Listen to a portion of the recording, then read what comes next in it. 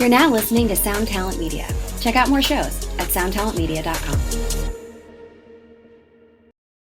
TIAA is on a mission. Why? Because 54% of Black Americans don't have enough savings to retire. So in collaboration with big-name artists like Wyclef Jean, TIAA released Paper Right, new music inspiring a new financial future. With 100% of streaming sales going to a nonprofit that teaches students how to invest. Stream Paper Right now and help close the gap. Happy Halloween! Well, I guess it might not be Halloween when you listen to this, but it's Halloween when this episode releases, and if you are celebrating the occasion, I hope you have the spookiest of times and have yourself a fantastic All Hallows Eve. I'm going to be eating pizza, and of course taking the kids trick-or-treating, but the pizza is, we're all going to enjoy the pizza. It's going to be great. Anyhow, I hope you enjoy this episode. Back again is my friend Ryan from Fuzzrocious Pedals. We talk about it on this episode. This is like just two old chums catching up. Ryan's been on, I think this is his fourth appearance. We have talked for hours and hours and hours off of the podcast. We are good buddies, so this is a lot of just two dudes having a great time and just catching up, having conversation. It really is just a fly-on-the-wall type of podcast episode with two friends in the weird gear business. So I hope you enjoyed this episode. We talk a lot about favorite records and all kinds of things like that on this one. It's very, very low-key. I hope you enjoy it, and I want to get into it as quickly as possible. But before I do, I just have a couple little bits of business to get into, and then we'll dive right into the episode. Firstly, I want to remind everybody about the ad-free version of the podcast. If you don't like the new ad format, you can get an ad-free version for $3 a month. If you go to patreon.com/tonemob, you just go there, sign up, $3 a month, and you will get the ad-free feed of this podcast. And for $5 a month, you can get bonus episodes, bonus weird conversations beamed right to your ears every week. So if you like this show and you want to help it keep going and keep growing and keep doing the thing, that is the best way to do that. So if you can, I would really, really appreciate it. And if you can't, no sweat. That's what these episodes are for. So thank you very much for tuning in and spending some time with me. I have one more small thing I want to note, and that is if you want, for those that have been asking, I'm finally caving. I'm finally doing it. I know I've threatened to do it for years, but I'm actually doing it now. I'm putting the videos of this podcast up on YouTube. So if you go to the Tone Mob YouTube channel, in addition to demos, gear type conversations, and whatever else I think of content-wise over there, I'm also putting the videos of this podcast up so you can see our smiling faces while we nerd out and talk about aliens. It's a pretty fun thing. People have been enjoying it. It's totally out of my wheelhouse. I am an audio guy, so I'm still learning the video world, but this podcast is now going to be available on YouTube, and I'll be publishing the back episodes as well. So if you want to watch us instead of just listening, you can do that over there. So the YouTube channel is just The Tone Mob. Search it. It's easy to find, and you can subscribe there, and I'll be publishing those videos, including this one with Mr. Ryan Ratajski. Okay, let's get to it. Let's stop talking so we can start talking. Here we go.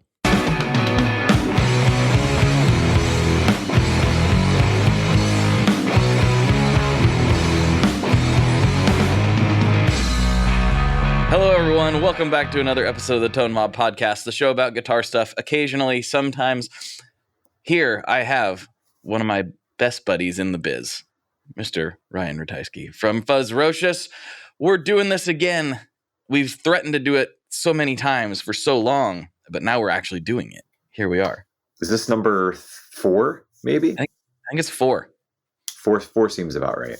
We've actually went as far as to say, like, we should just do our own podcast because it just so nicely. Every time we get on the phone, we're like, that probably would have been a pretty good podcast, honestly. So yeah, because they always end up being like minimum 45 minutes, usually an hour and a half to hour and 45. So yeah, we're like, we're going to keep this one tight. We're going to keep this close because we got things to do. Nope. 45 minutes to an hour and a half later. But yeah, good stuff. Good stuff. I'm stoked to have you back here today. I'm stoked to actually be looking at you because I don't do that most of the time. You know, I know we're trying to. It's weird. Yeah. They tell me that if you're not doing video these days, you're a loser. And so, for sure a loser. If you look at my Instagram or whatever, and the fact that I still don't have a TikTok, I'm like pushing away this video push. But I don't like. I will say for recording the podcast, I like looking at the guests. That's a good thing. Yeah, that's fine. I'm talking about, but the social media side of it is like, ugh. I don't mind doing the short form jammy clips. I think that's kind of fun. You know, because I can just I'm like, this sounds cool. I'll show everyone this cool sound. That's fine. But I'm not going to dance. I'm not going to do it. No. I'm not. Nobody wants me to, first of all. And I don't want to. So it's a multiple situation here. You know. Are you going to dance? I know you've been doing a lot of volleyball. That's conducive to dancing. Yeah, that's what the followers want to see. They want to see me like looking like an old man hitting volleyball. I will not dance. And my kids just both got TikTok for we restrict them in a whole lot of stuff with like their phone access and whatever. Sure. But they just both got TikTok accounts and I'm just like, so all my daughter's been posting is like cute cat videos and like horse videos. And I'm just like, it's fine. That's fine. Don't put your face on here. Yeah. Or your butt. Which one's worse? You're going to be identified by the face. You know, I don't know. It's all bad. Well, she's got a tail, so it's easy to kind of figure out which one is Raven on the internet. That's unique. Yeah. Do all of your family have tails? No, just Shannon's side. Oh, just Shannon's side. Okay. Makes sense. She's going to love this. She's going to love it. So, dude, you've been doing all kinds of stuff, and I know we want to talk about some of the projects that are coming actually today as this podcast launches. Yes. Which is kind of like this was kind of an accident. You were just texting me, and I was like, I'm free. Let's record. Because I'm last minute, like everything else, where I'm like, I'm doing this thing, and it's happening now. I'm like, cool. Didn't we talk about that 6 months ago? Didn't we talk about it a year ago? Probably. Time has no meaning anymore. We've been this big project that comes out this week is over. We've been working on it for over a year. And it's partially just, we had no time frame in mind, but also COVID like threw us for some loops with like trying to source parts out. So was that weird? Was that a weird thing that happened? Yeah, it's still happening. It's never gonna stop, by the way. Yeah, it was wild. Like we needed like a simple like one part, and like these J201s were just not available anywhere. So it took so long. Like everything kept saying like July 2023, July 2025, and I'm just like, I might be finding a new job soon. Because like when you find a specific part, like there's so many replacement parts, but one part is not equal to the other, even sonically. So it causes a lot of problems, but we got the part. It's fine. It works. It's good. So now I can go and scramble. And what is this project? We don't have to be mysterious because it's going to be public knowledge by the time this drops. What is it? So if you look behind me, there's a huge Cave-In poster back there. They were my foray into, metalcore and things like that. They've always remained a special band for me. Absolutely. And I've been pretty vocal about the fact that like I've always been stoked that like Caleb Schofield from Cave-In adopted the rat tail really early, and then it just became his sound. So he was using it in Zozobra, he was using it in Old Man Gloom, and he was obviously using it in Cave-In, and it just it was like a bright spot for me as a fan and then as a maker.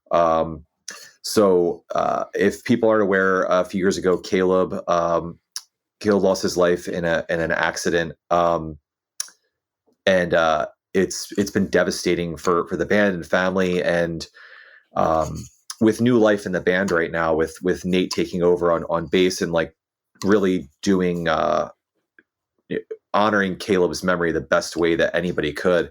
I talked with the band about doing a memorial, like an homage, a tribute pedal for Caleb, and where we could take a large portion of these proceeds and gift the Schofield family a gift from the community that they could use as they see fit. So we made this pedal called Secret C. So it features Thomas Hooper's iconic satellite art for the band. And then I'll flash these up here. We did 8 colorways that kind of span the album's like colorways. So Beyond Hypothermia, Until Your Heart Stops. Let's back up a little bit because there are a lot of audio only people. We should probably describe what we're looking at. Okay. So yeah. Why don't you explain what you see? So you're the layman coming in. For what it's worth, my screen's a little bit fuzzy, which I guess is appropriate for a Fuzzrocious pedal. See, my side's clear, but you're fuzzy on my side, so I don't know. That's kind of how it works. Without getting too nerdy, it modulates that based on internet connection so that we can keep talking. So anyway, I feel like I'm seeing a satellite of some sort on this pedal. It's a single knob pedal. We've got one stomp switch. We've got an LED off to the lower right, Fuzzrocious Pedals down at the bottom, and a cave-in logo at the heel of the pedal. And it looks like that says Secret C. So what obviously you're doing all these cool colorways. I know which one I want already. So I'm planning that mentally. And tell me what it does. So I'll flash these up here for your video folks, so you can kind of see while I'm talking. So Caleb used the rat tail, which became the cat tail, same circuit. Just Proco doesn't want us using the word rat. Weird. They own the trademark, so they should protect that trademark. So we changed it to cat tail. Caleb used the rat tail for kind of everything. For generally for those fuzzy bass sounds and stuff. So we took Nate and I want to say 8, maybe 7 or 8 versions back. I put that in there, and then I worked with like our old BBPG preamp circuit to kind of give it more like that solid statey feel after the rats, the distortion circuit. So many colors. Look at all those colors. So it's the cattail hitting this preamp. And what I had Nate and I really worked with was dialing in all of the knobs that were out there to, like, when Nate plays, like, this feels like Caleb. This feels like his sound. And then Nate would send it back to me, and then I would basically build that circuit and then throw everything on trim pots and, dial in the sound. I'd like measure out all the pots and everything, then ship the Nate's original version with my tweaked version back up. And we just went back and forth until we found like the perfect sound. I just realized the microphone is like dipping. But yeah, so we and again for the viewers. There we go. Looking at guts now for all the listeners. There's those trim pots. Yep. 1, 2, 3, 4, 5, 6, 7 trim pots in there. So each one of these are measured on every single one of these circuits to essentially give you that Caleb bass sound right out of the box. And is that based on no pun intended. Is that based upon the specific albums that the colors are coordinating with, or are they all similar?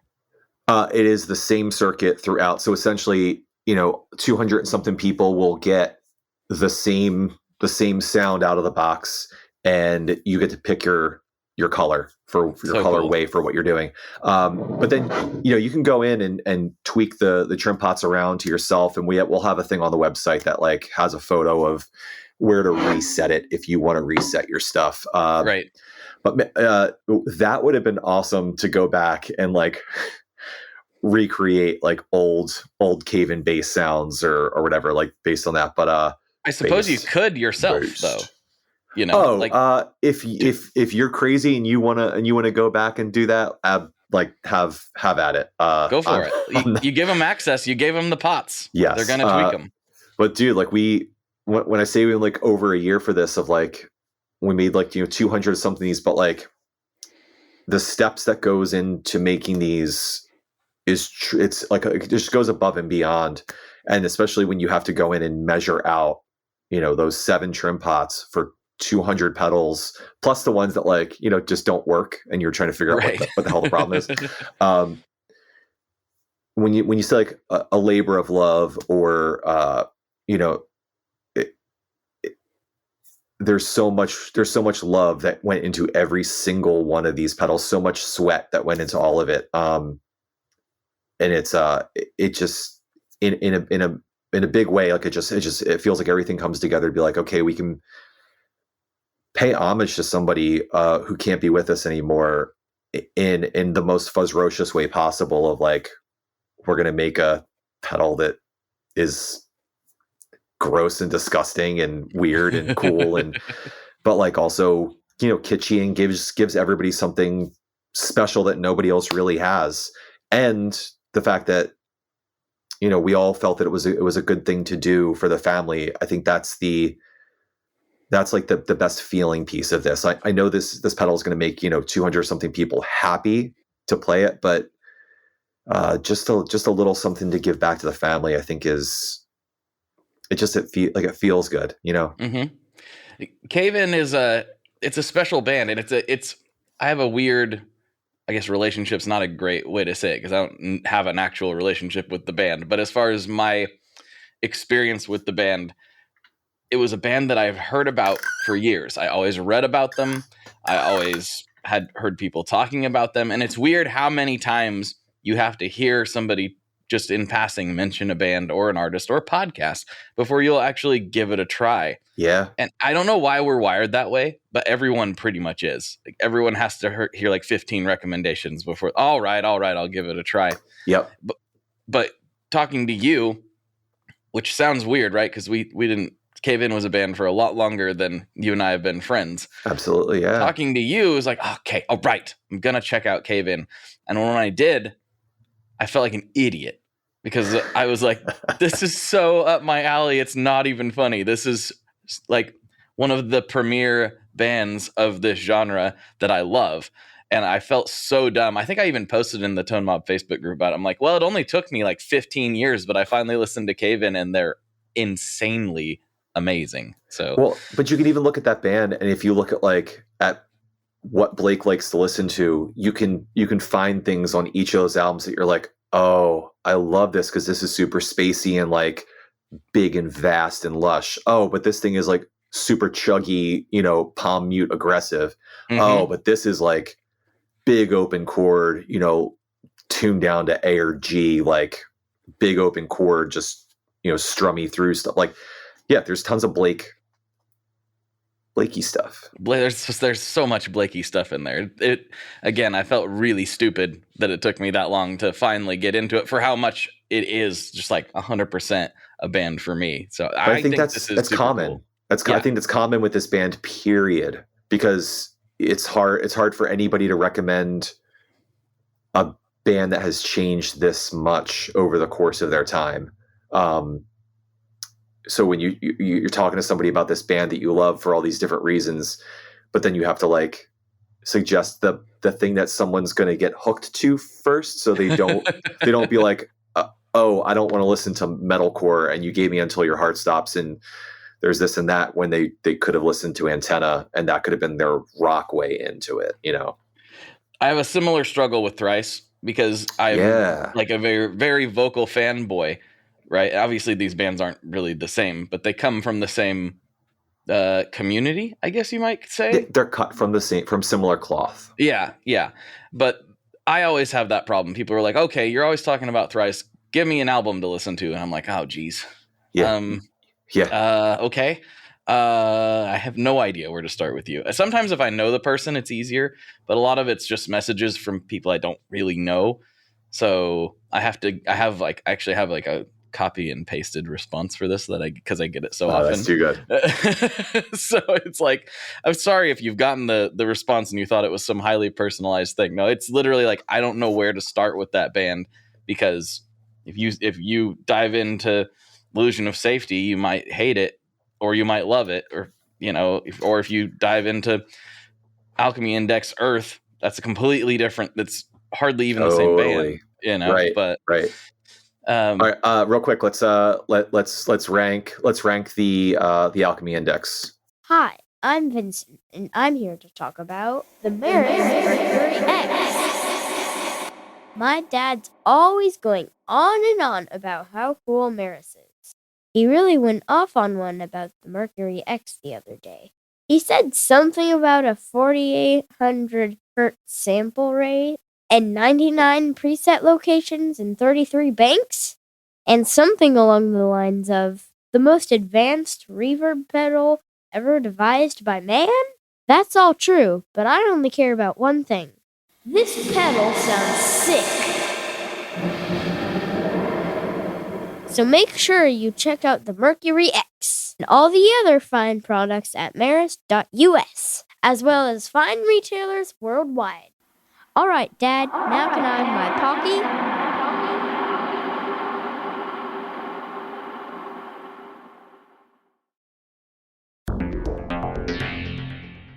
how exactly do artists get their music on Spotify, Apple Music, Deezer, Tidal, all these services? How in the world do you get your music there?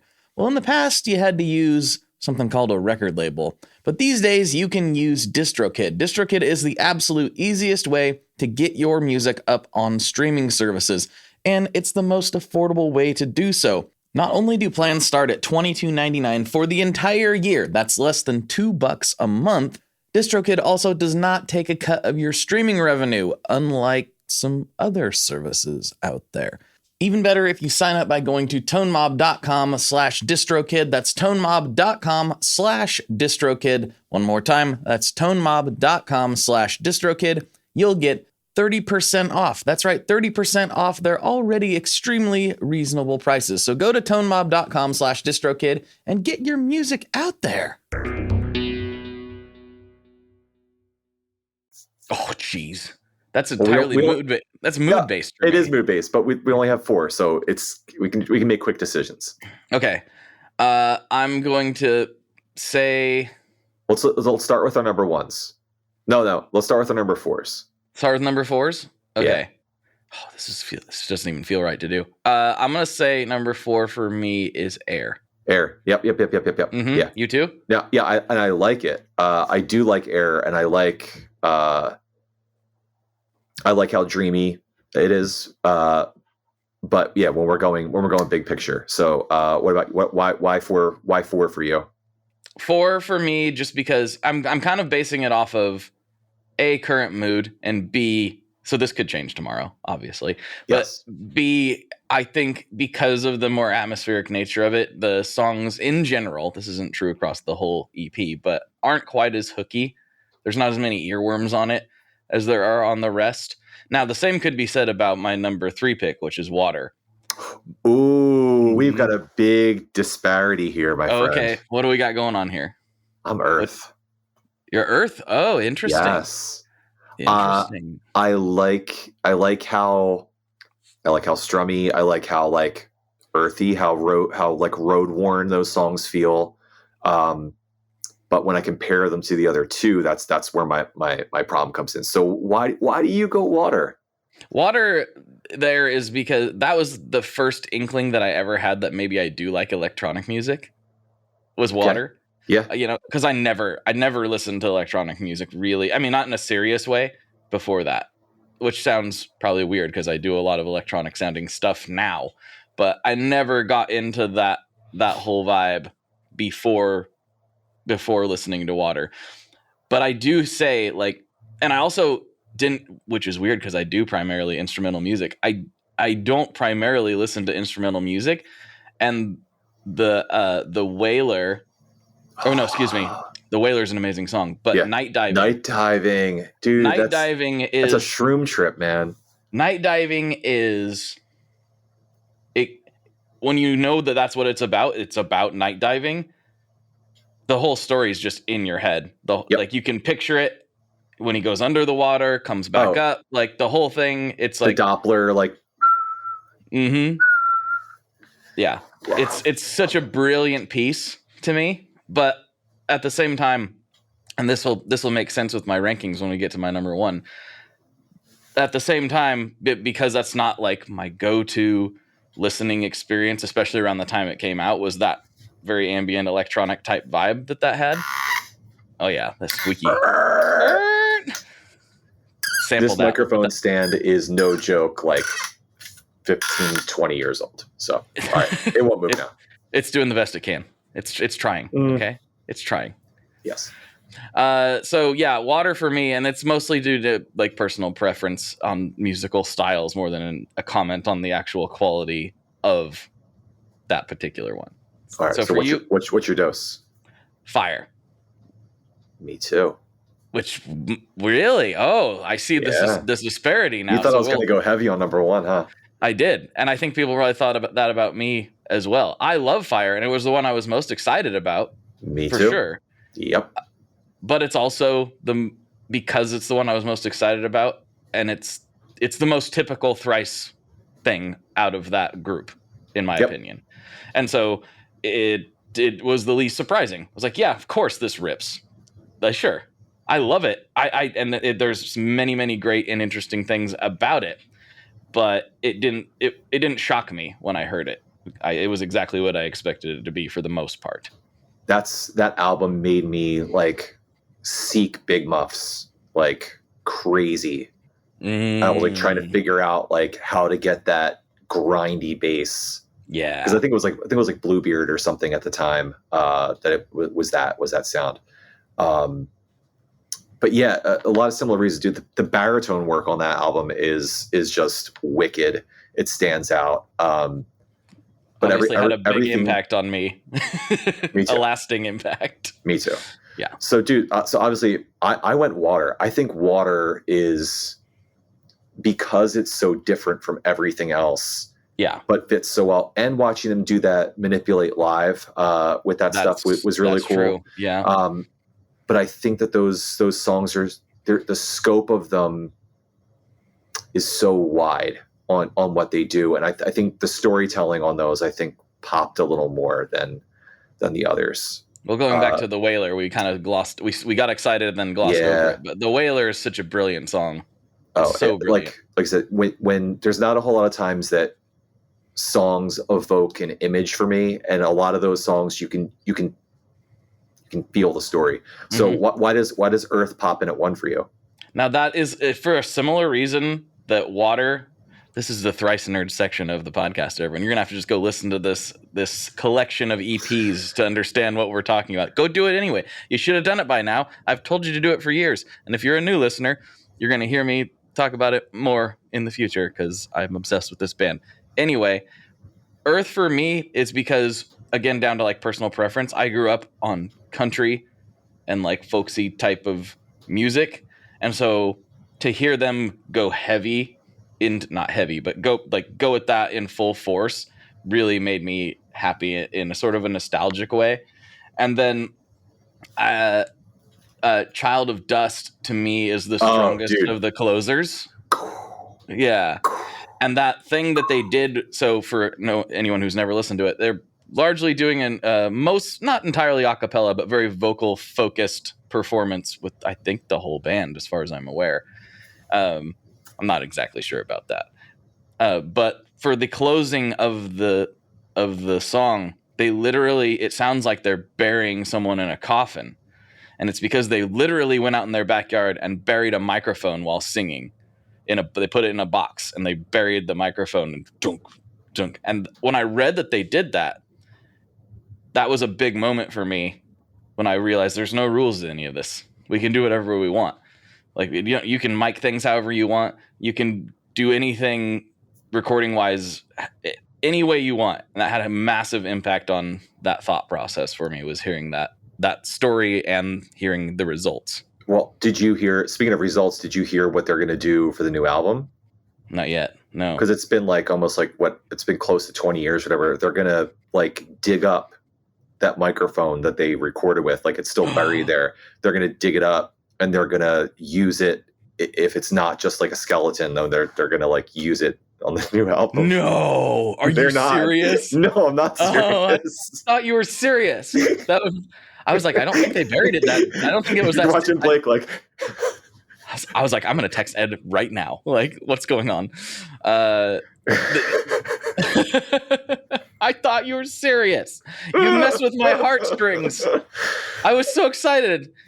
Oh God. I was like, right. I was literally going to go, I had no idea they left it there. I thought they probably went, just unburied it and got it back. Right. You got me. You got me good. Wow. Yeah. All right. So kids, that was our Thrice talk for the one more piece though. Water and the Wailer. So that is where my old band, we got our name from that song. So we were called Anchor Ashore, and it's because of that line. And how can I leave when my anchor's ashore? I just thought it was so brilliant. And we were all connected via our love for Thrice, but we didn't want that to be super obvious, and it's not in the music, but we were like, we probably shouldn't do like a Thrice reference because that'd be too cheesy. And then I came up with that and it wasn't taken, and everyone's like, okay, fine, we're going to use a Thrice reference because that's too good. So we were just called Anchor Ashore. And you weren't going to name your band Twice? Twice? Thrice? Twice? We're Twice. Hey, this is Twice. You just get your youngest to be like, can you say Thrice? No, Twice. Mm-hmm. Twice. That's us. Anyway, all right. Yeah. Sorry for the 15-minute album review that no one asked for, but we did it anyway. And yeah, are you gonna put like timestamps so people can like skip past? No, they can skip past it. Yeah, no, they have to deal with it. Deal with it. They can skip over it. They got a 15-second or a 30-second thing in their podcast that they can. They'll be all right. They're doing that a lot. I think they do that with the whole pot. No, they don't. No, they don't. I can actually see that in Spotify. You can actually, like, you can't see it in the other platforms, but for some reason, Spotify will actually show you where people do that at roughly. Oh, well, it's where all your money's going. That's why, because that's how they can afford to not pay their artists, is that someone's over there and they're working on the back end, so you can scrub through and see all that stuff, all that information. It's for you. It's for you to monetize it. Oh, the thing is, as little as they pay artists, you know how much they pay podcasters? Twice as much? No, $0. Oh, cool. Yeah, it's great. It's a great thing. So it's really, really wonderful how that works. I mean, that's not entirely true. Some of them get $100 million, I guess. Sure. So there's that. That's not me. But I'm open. I'm for sale. Go ahead. I'm a sellout. That's fine. Buy me. Oh, it's not the Doughboys can't be bought situation.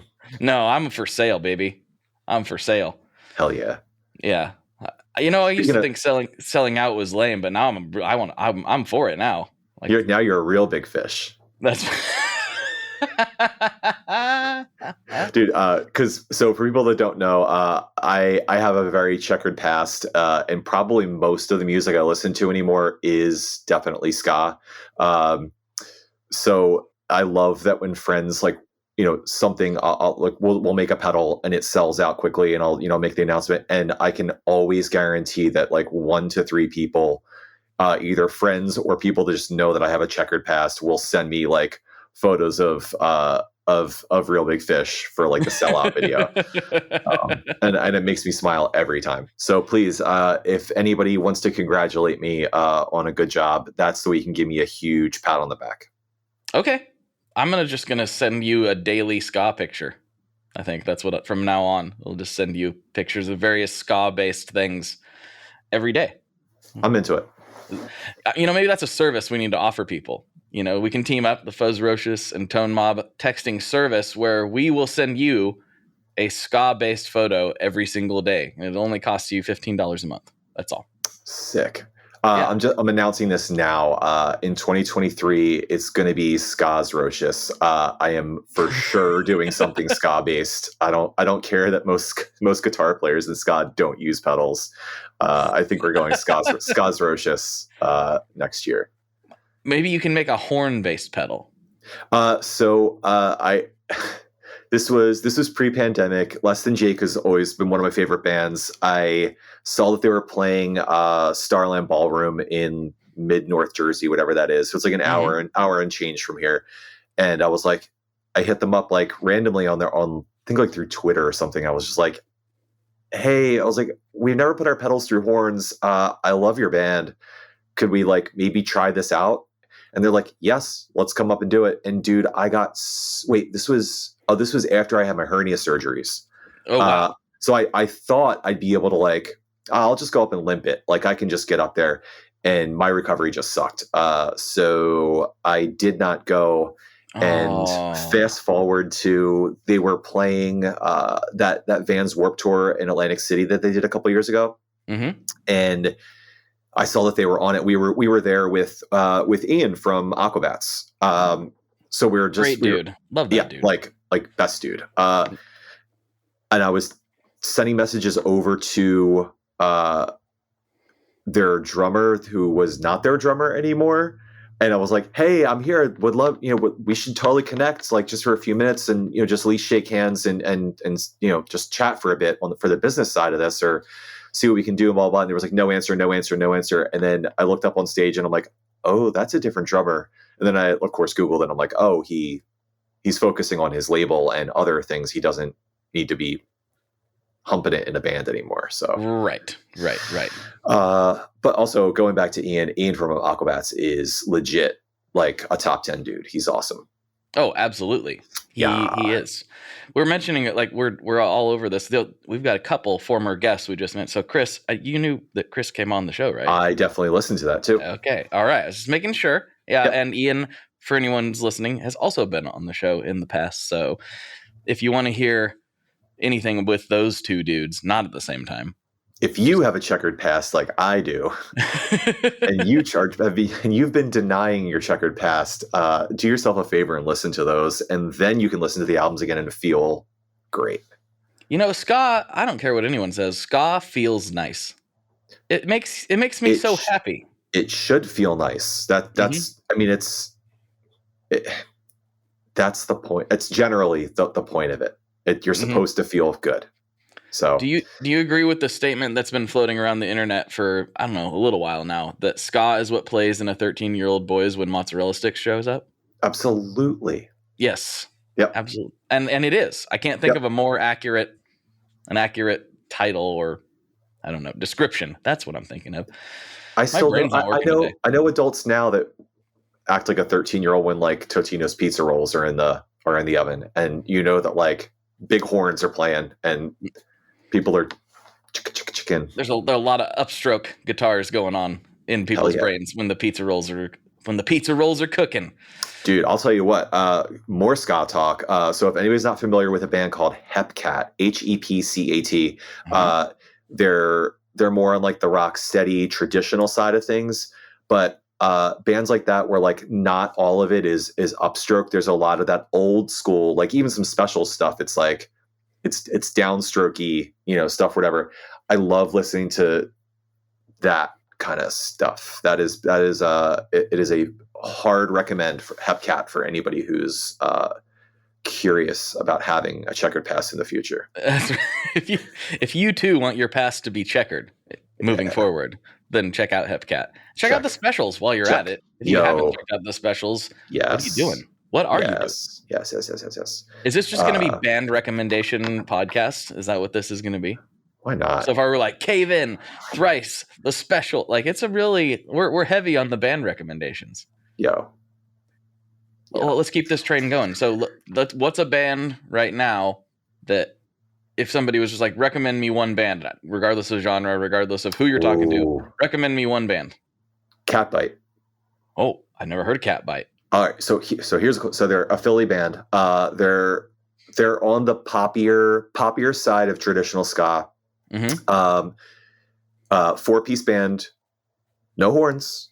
No horns. Okay. No horns. But yeah, female led band, like singing wise, but just super good, super cool.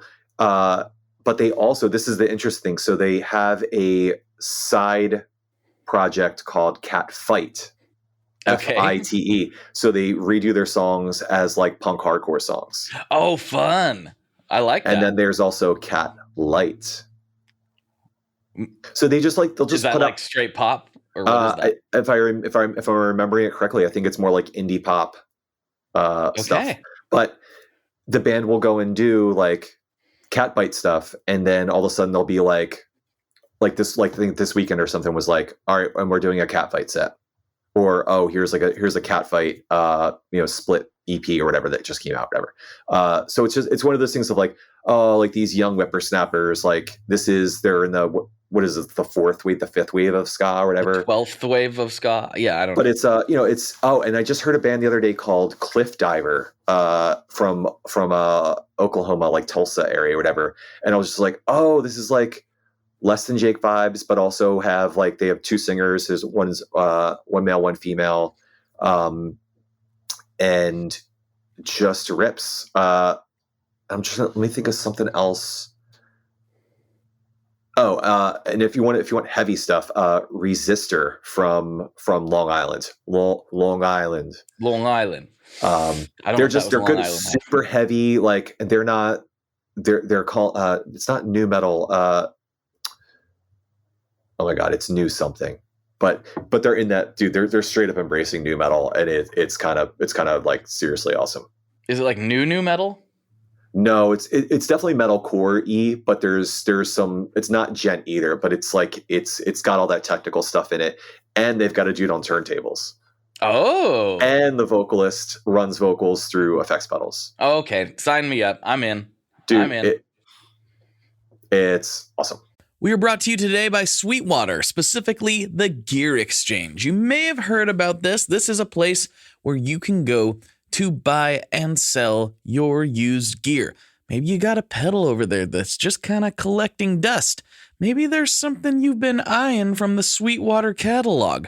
Well, right now is a great time to turn that unused gear into something you're actually going to use. Even better, if you sell on the Gear Exchange, you can keep 100% of the sale as long as you choose a Sweetwater gift card as your payout method. That is not too shabby, because let's be honest, most of this buying and selling we do is just to fund new gear purchases, and that is a great way to reach a wide variety of customers and keep 100% in your pocket, or rather on your pedal board.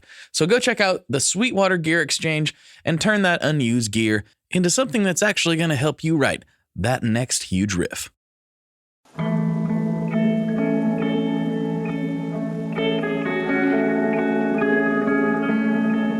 Hello there. I'd like to introduce you to your new best friend, the Chase Bliss Audio Lossy. Lossy is a collaboration between Chase Bliss and Good Hertz. And it's meant to give you some control over those weird digital artifacts that come with very compressed audio. You're hearing it right now. All the changes that are taking place are strictly coming from my playing dynamics. I'm just interacting with the pedal and letting it do its thing. In some true stereo goodness. If you'd like some more details about Lossy, I'd invite you to head over to chaseblintsaudio.com. I think you're going to like what you find. Awesome. What about for you? Tell me something. Oh, I wasn't expecting this. Here's a band that everyone who likes pedals should listen to. Holy Fawn. Yeah. Holy Fawn's dope. And I feel like everybody knows them, but they don't. That's what's weird about it. I'm like, yeah, everybody knows this band, right? Because most pedal people seem to know them. But Holy Fawn is... I love that band so much. so much. And then through their singer slash guitarist Ryan, I found a band called Glassing, which is like, I don't know, it's almost like black metal, which is not normally my vibe. Same. And it's like it's like kind of an odd mixture of black metal and hardcore, but I actually like the vocals. That's what usually turns me off of black metal. Now, they are still black metal style vocals. Like, they still hit some of those high crazy ranges, but for some reason it does not turn my ears off the way other bands have. They're really a heavy band. I don't think I did a very good job at describing them at all, but Glassing's super cool, especially their last EP. Okay. Was dope. So those are the two. And if we're talking black metal, blackened metal, whatever. If for those my buddy Paul comes out to come and help me like do live events, and he helps me here in the shop and stuff. So everybody loves Paul. I'm just it's just like when Shannon's out, like everyone loves Shannon. I'm just there to finish the transaction. I'm the other guy. No, but Paul's our little social butterfly, and he's got a band that his band actually just imploded, but they're called oh my god, I was gonna say Low Void because that was the band that we were doing before, but it's called Dead Yellow. And it's just the simple way is like, for fans of Death Heaven, like older Death Heaven, that's what you would want to get to. They put like 3 things out in the course of like a year and a half. Paul produced all of it in his house, recorded it, mastered it, mixed it, did all that stuff, and it sounds legitimately awesome. And I'm not a black metal fan, and I like those songs and like seeing them live. So there's your 2022 music recommendations with Paul. Not Paul. Paul's well, sort of with Paul. With Paul. Like, Paul's involved. Yes. Paul's involved. Yes. That's the new band. The band imploded though, so they're not a band. Yeah.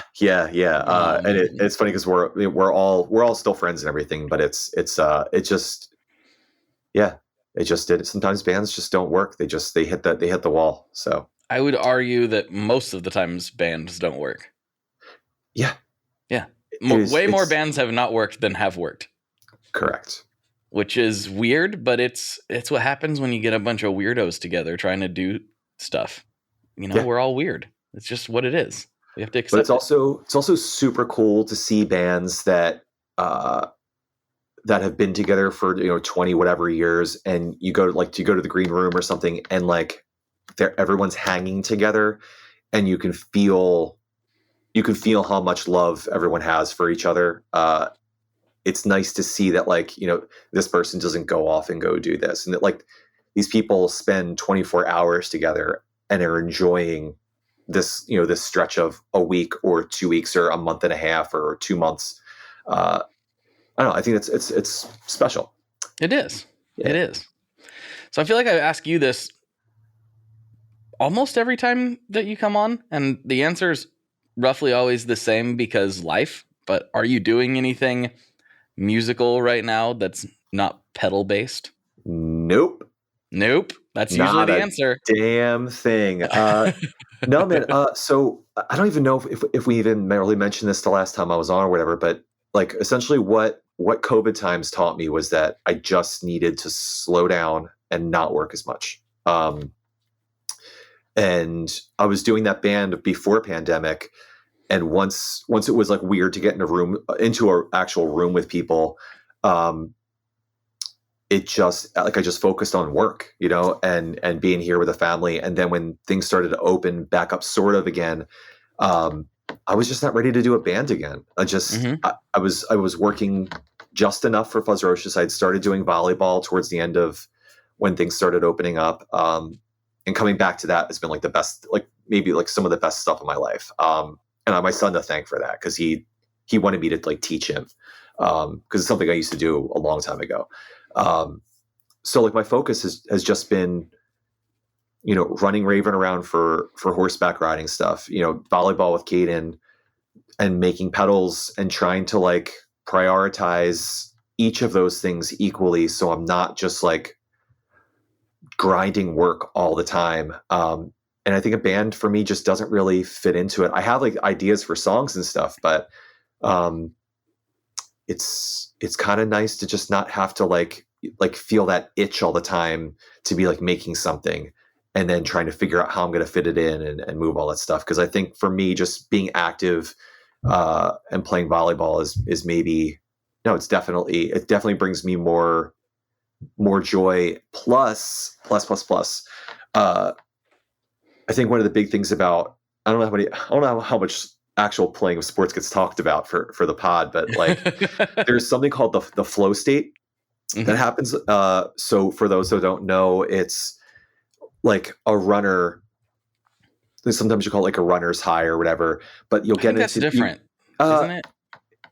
Runner's high is like how you feel when you're done. When you're done. So I guess because the flow state happens for a lot of runners when as they're running, where time kind of slows down, and you hear everything bright, like bigger and brighter and louder, and you're focusing on all these things, but everything kind of is also rushing by at the same time as everything's like slowed down, and that gets to like I get to feel that a lot with volleyball, and I'm also only focusing about the ball coming to my arms or what the next 3 moves are going to be that I need to go and do for that hour or those 2 hours, and like emotionally and mentally and then physically, it just feels good.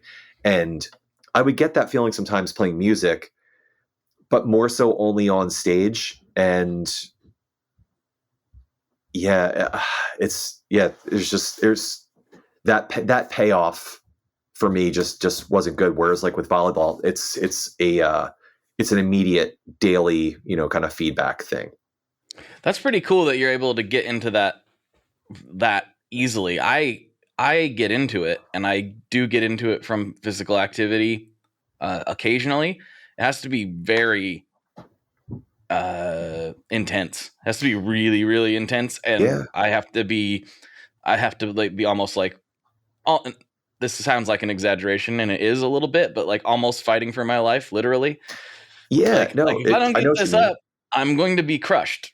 So I don't really have the choice is get crushed or get this up, And so that's the only time where I can get that feeling from physical activity.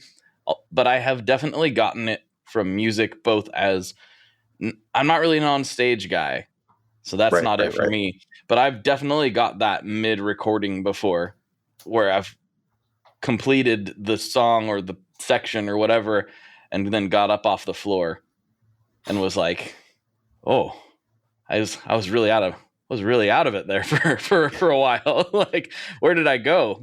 Type of thing." And I've gotten that occasionally as a listener too, especially in a live environment. Yeah, which is more rare, and it used to happen when I understood music a little bit less, which is kind of weird to say. Yeah. Or before we even started talking to other musicians and things like that. When there's a big mystique of how things are happening on the stage. It's and I don't get that too often with bands anymore, but man, when it does, it's super cool. It is. It's really special.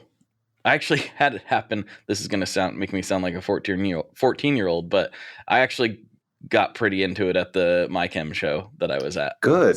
Surprisingly, because big stadium, I'm used to a lot more intimate settings and generally wilder bands, but they were so good that night and everybody was so locked in. I did take off for a while, and that was the only thing on my mind, and that was really nice. It was a really great performance. I absolutely loved it. Didn't expect to get into that state from that particular. That's nothing against the band. I just didn't expect that to happen at a stadium show, basically. Nice. I got it recently. Sumac was playing Underground Arts in the city, and they're a band that like I can't lose focus of the band, because also like they do. They give me an anxiety attack every time I see them play. So it takes a lot. There's a lot of that like mental talk back and forth, just because like sonically it's just it's punishing. It punishes my body, and but I'll get it. Each time I've seen them, I've gotten into like flow states for like certain parts of it, and it's pretty cool. And then I just got to see Smashing Pumpkins last week. Nice. And I've never saw them live. And there was a couple of moments where I was like, whoa, like, after I was like, whoa, I'm here. Like, I'm getting to see this. Like, they just played that song that I never thought I'd ever hear them play live. That was something. Yeah. I really want to see Smashing Pumpkins really badly. It was good. Oh man, that's so cool. Did they already hit West Coast or? I don't think so. Because you should talk to Matt McJunkins. Matt's predominantly a bass player. He plays right now. He's playing with Poppy, and he also he does A Perfect Circle. Oh yeah, that band, the Beta Machine. My God, Matt does a lot of stuff. Super talented dude and super awesome to talk to. And he does like his own like mixing and all that stuff. And teaches or whatever. But he would be a great person for you to connect with. And then maybe you guys could even just connect when he hits Oregon, when he hits the Oregon Trail. That would be super cool. I'm always excited to talk to new people. That's what's great about this podcast is I get to it might sound kind of weird, but it's become such a normal part of my life. Well, there's literally a girl I met on my plane back from Nashville. I sat down next to her. I had noticed that she had a guitar, that she was storing. And I was like, tell me about that guitar, because I'm a nerd like that. And so we started going down the rabbit hole, and she does the coolest thing ever, it turns out. She has a background in, I don't want to speak for her because she's going to come on the show, but her name is Mo, and she goes to addicts, people with mental issues, different things, and she doesn't do music therapy because she's not a therapist. There's a therapist there, but she actually makes a song with the person, and records a song with the person. She takes it back, mixes, edits, produces all that stuff, and then comes back and gives it to them so that they have something, to look forward to in this like super dark, crazy time that these people are going through. And she like I think she came up with this. I've never heard of this before. She's a songwriter from Nashville, and she kind of came up with it on her own as far as I'm aware. And I was talking to her about this. She was literally flying to Salt Lake City to like go to some sessions to help people. And I was like, this is the coolest thing I've heard of in a long time. You absolutely have to come on the podcast and talk about this. So, and that's her, as far as that's her main gig. Like that's like what she does is she was getting ready to quit her full-time job to do that full-time. Yeah. Good for her. Which is wild. So Mo, shout out Mo. We'll talk soon. Okay. So yeah, where I was going with that is I get this really killer excuse to just talk to people, because normally I would have talked to her on the plane and I would never probably have talked to her again. Right. But instead I was like, give me your email. You got to come on the show. With Matt, I can be like, oh, hey, yeah, you got to come on the show. I have this built-in excuse to reconnect with people that I think are cool. Was she like, oh, you have a podcast? You know how I could tell? You're a white male. And you have opinions. Yeah. White male, mid-30s, got opinions. You're a podcaster. Yeah. Oh, boy. And boy, do I have opinions. I got some hot ones for you today. Yeah. Oh, sorry, I forgot. You're a cis white male. That's I checked. That's how we could tell. That's how we could tell. Yeah, exactly. Two cis white males talking about guy stuff. Mm-hmm. There's just not enough content like that on the internet, I've been searching for it, and I just, I'm open to suggestions. If you maybe it's not going to be Fuzzrocious in 2023. Maybe you guys can talk to me about some new podcasts with some white guys who got something to say. That's right. Who just aren't feeling heard. Oh boy. For those that don't understand sarcasm, we were being sarcastic. Oh. Yeah, we were being sarcastic. Oh man. That'll be the headline. Two watch this. two cis white males looking for cis white males to listen to. I'm just really having a problem finding that. Wild stuff, man. What were we talking about before that? My brain was not really in podcast mode today. So if I sound a little slow on this episode, that's true. This isn't new. We meander. Hey, if you want to get back to pedal crap, I do. So for those at home, I'm flashing you Dark Driving V3. I've been waiting for this for it feels like 5 years. Yeah, a bunch of people, including me, have. I finally figured out how to do it. So we've got it down into a small 125B box. Let's back up a little bit. Tell people the story of Dark Driving first. Dark Driving started with Cave-In, of course. Of course, yes, of course. When we were first getting started, there was a number of bands that I kind of reached out to just be like, I love what you guys do. Could I send you guys something that I made or whatever? And I reached out to Cave-In early on, and I'd modeled this pedal after the BJFE Blueberry Bass OD, which was on like the bass forums at the time. So this is going back, it's 12 years ago-ish. Mm-hmm. This bass drive, which is still very coveted on there. Like if you have an original one, it could be worth somewhere between $400 and like $800 if someone wants to pay that much. But they're these handmade Swedish effects. I can't remember where Bjorn's from. I don't remember, but anyway. Yes, maybe Belgium. I don't know. Okay, so anyway, it was modeled after that, and as I was kind of playing with it on bass, I was like, oh, this kind of like does like that Tides of Tomorrow era Cave-In like Dark Driving sound. I was like, it's a drive pedal. We'll call it Dark Driving. And I sent that up to the band. I think Steve actually still has the original, the little box for it. It was a one knob, dark voiced overdrive. And that graduated to a larger enclosure for the V2 that had like a dark and light foot switch. And on some of them, there was like there was 2 diode toggle switches, like 3-way diode toggle switches. So it was just options. I got sick of making it. It just bothered me. I don't know why. And we just came back around to it because so many people have been asking for it for so long. And I reworked the circuit a bunch and added some more tweaks to it to give it some more output volume and a little bit more, a wider tone sweep, a different way to do the dark and light to it.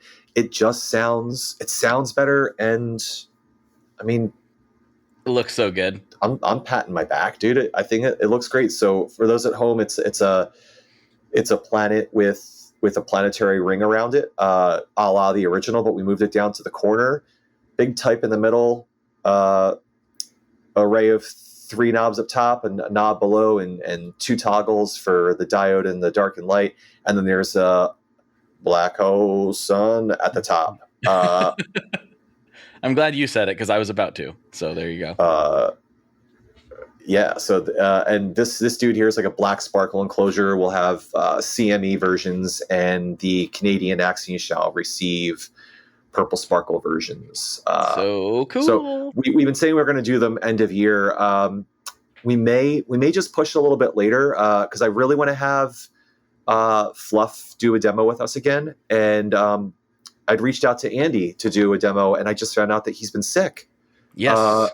So I felt like such a total turd sending him an email to be like, hey, do you want to do this thing? And then I'm like, oh, you're sick. Like you don't.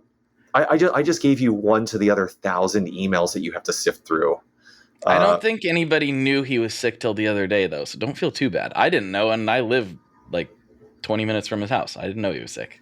So okay. I'm glad. We should say, though, that sounded really dark. He's going to be okay. He's just been very under the weather with a multitude of different things, but he's on the mend, everyone. Yeah. So don't worry. Andy Martin's going to be okay. We need this. Andy Martin. This thing goes out like, Andy Martin's dying, and everyone's like, no. Andy don't even Martin's say okay. That. That's a Andy Martin's podcast fine. curse. Don't do that. Don't do that. He's fine. He's healthy. He's on the mend. No one worry. You know, that happens like every time on Comedy Bang Bang, they do one of those and they'll like, R.I.P. Like, is that guy dead? Or like, and then a week later, or 2 weeks later, they have to go, so it just happened again. We didn't do.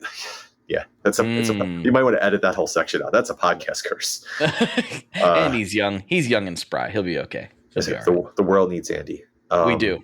But yeah, we need him and his clean tone. With that said, I don't know, man. Maybe we might do like a pre-order for our newsletter subscribers, and do just we'll put out like a private demo that Paul and I do, and then we'll do a big splash launch with everything later. I don't know how we're gonna want to work it, but I'd really like to have those guys do those big tier demos and really show this pedal off because dude, like for a little fella, like Fluff's big push that he did was really really good. And it's nice. It's very nice. Very nice. Yeah. Well, dude, we've been on this for a while, and I could talk to you all day. I know. We have a million things. We can go in so many tangents. It's stupid. But guess what kind of pizza I made last night? What kind of pizza did you make last night? I made 4 different types of pizzas last night, actually. Whoa. There's a big dick drop here. So we made a vegan pizza, like vegan cheese, some tofu, like spiced tofu, and mushrooms. There was a chicken taco style barbecue pizza. There was a pineapple and pepperoni pizza. All right, we're gonna hang up this podcast right now. And there was the most banging cheeseburger pizza that I made. I did like a spice like aioli as like the sauce base. Some Wickles Wicked Pickle Chips on there, Cooper Sharp American, and obviously cheeseburger meat. But dude, it was so good. That does sound really nice. It was great. I love it.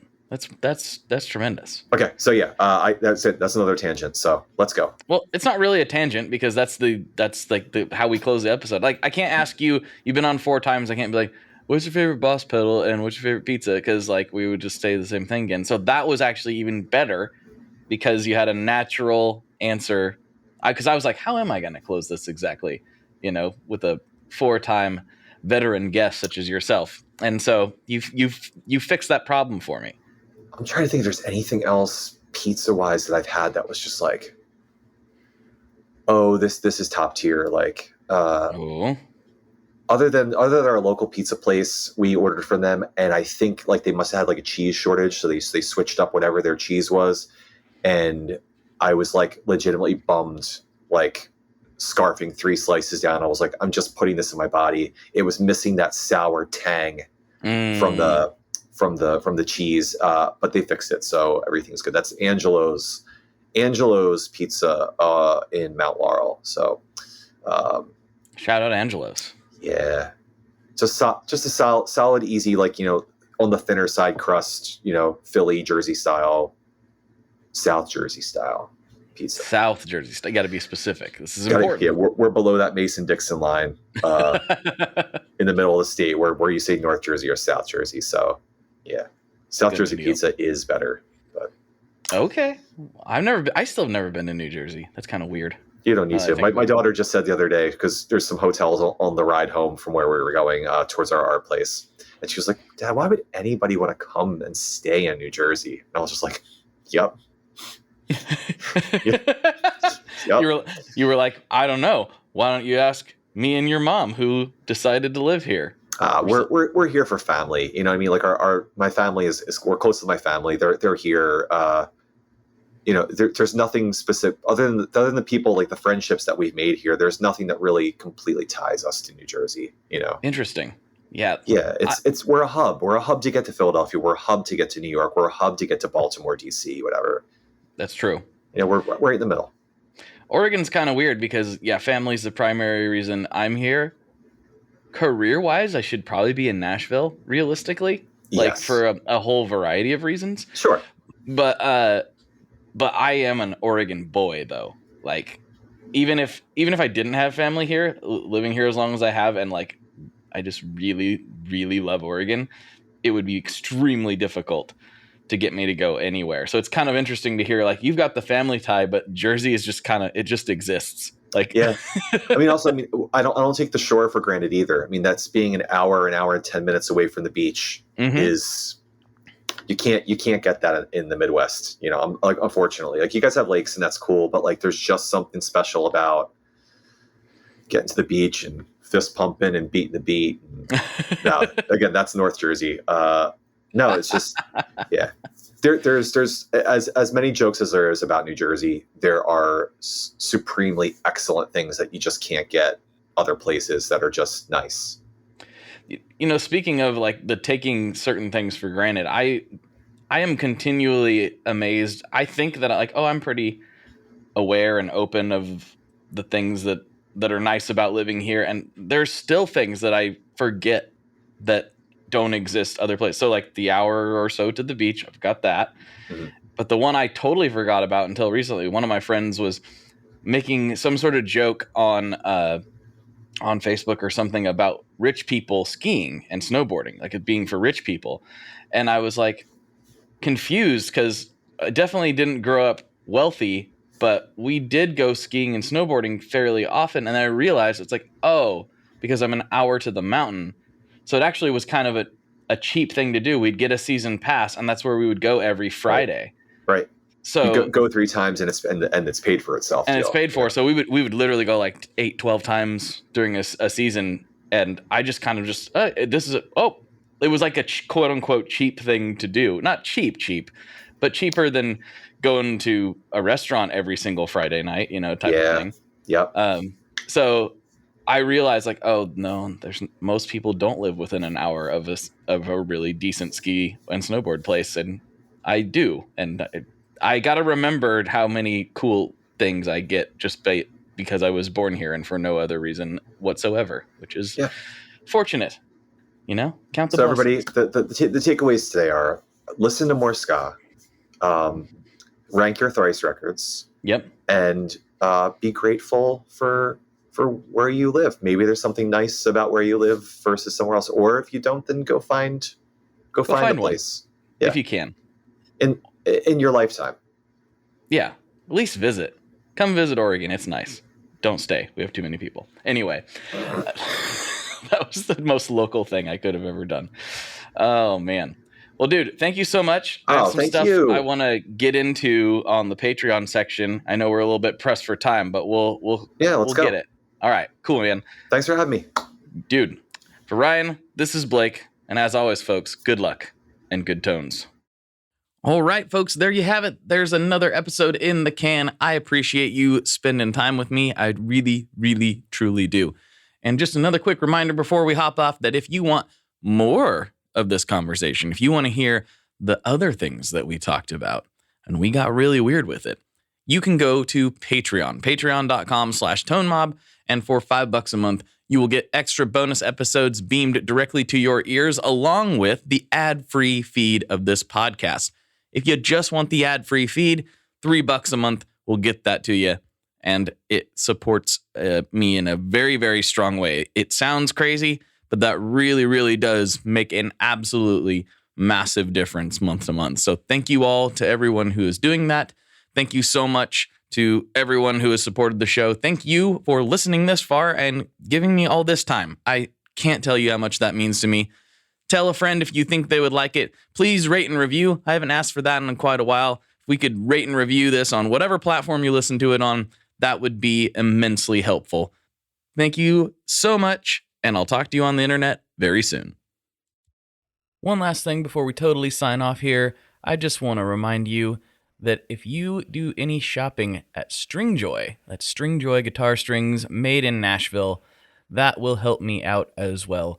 As I've said for years, I'm heavily involved in that company, and I really do think they're making the best products on the market.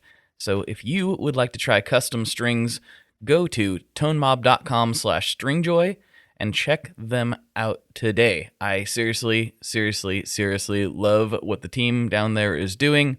I help them out with all kinds of things, and by you supporting them, you are also supporting me as well. And hey, you need some strings, so why not get some custom strings just for your guitar and playing style?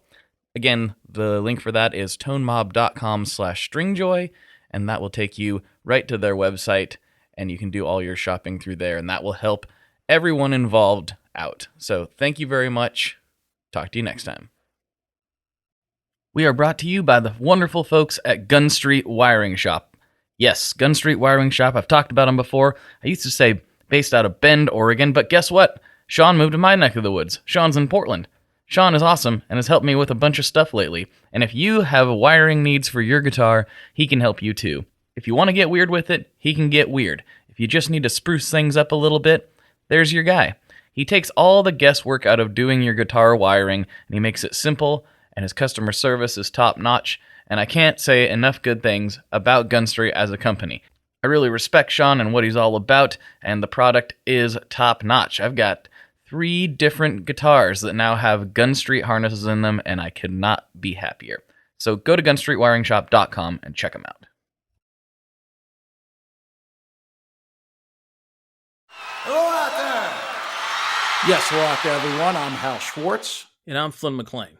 Together we host None But the Brave, a podcast dedicated to the music and career of Bruce Springsteen. Bruce and E Street Band are on tour right now for the first time in 6 years, and we're taking a detailed look at what's happening on stage in our bi-weekly episodes. We've also been recently joined by some very exciting guests, including rock journalist Warren Zanes and Stephen Hayden, Backstreet's Magazine founder Charles Cross, and Barstool's Kirk Minahan. If you're a diehard Springsteen fan, this is the show for you. So please subscribe to None But the Brave on your favorite podcasting platform, and we hope to see you further on up the road. Thank you so much! We'll be seeing you! What's up, everyone? It's Joe, and I'm the host of That's Awesome with Joe, a podcast on the newly formed Sound Talent Media Podcast Network. I talk with tons of your favorite artists, managers, touring personnel, and more. Most of the time we talk about music, but lots of the time we end up talking about something completely unrelated. We laugh a lot. We do a lot of really stupid things, but also some things that are really informative and interesting. Basically, it's a podcast that I think you should listen to. Obviously, I'm biased because it's my podcast, but I think I might be into it if I wasn't the host. Check it out at soundtalentmedia.com.